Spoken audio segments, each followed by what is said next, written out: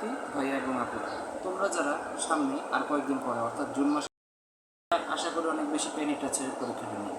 তার কারণ অনেক বছর পরে কিন্তু আমাদের এই এইচএসসি পরীক্ষাটা, যা 2024 সালে বিভিন্ন ঝামেলা, তারপরে ছিল তোমার 23 সালে একটা ফুল সিলেবাসের পরীক্ষা গেছিল, আবার 22 সালে 50 মার্কের ছোটো একটা পরীক্ষা গেছিল। তো নানান বিষয় নিয়ে তোমরা অনেক বেশি পেনিট আছো।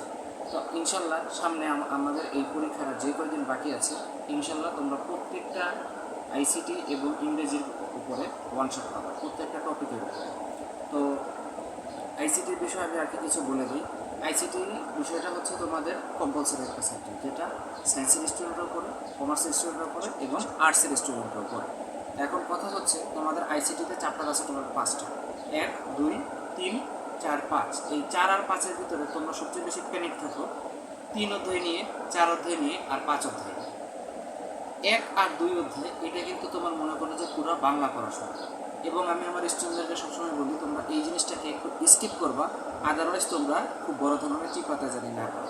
তবুও আমাদের যেহেতু একটা লক্ষ্য ভালো একটা ফলাফল করা, তাই আমরা কেবলমাত্র আমাদের এই 5টা অধ্যায় থেকে লাস্টের যে 5 নম্বর অধ্যায়টা, প্রোগ্রামিংয়ের অধ্যায়টা, সেটা যদি তোমরা চাও তোমরা স্কিপ করতে পারো।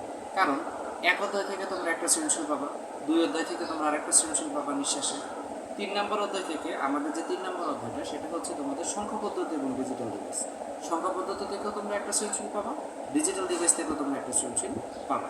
এবং HTML যেটা অন্যতম ইজি একটা চ্যাপ্টার, যদিও এখানে অনেক ধরনের ট্যাগের ব্যবহার আছে, মার্কুই ট্যাগ, এই ট্যাগ, সেই ট্যাগ ইত্যাদি। ট্যাগ আছে টোটাল 32টা। এই 32টা নিয়েই তোমরা একটু লড়াচাড়া করো, তোমরা একটু প্র্যাকটিস করো।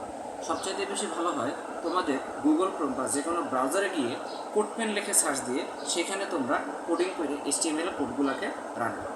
ওকে, তো সবার জন্য শুভকামনা। এটা আজকে ছিল আমার চ্যানেলের প্রথম ভিডিও। ইনশাল্লাহ সামনে আমরা তোমাদের জন্য আরও মজাদার ট্রিক্স অ্যান্ড টিপস শেয়ার করব। আসসালামু আলাইকুম।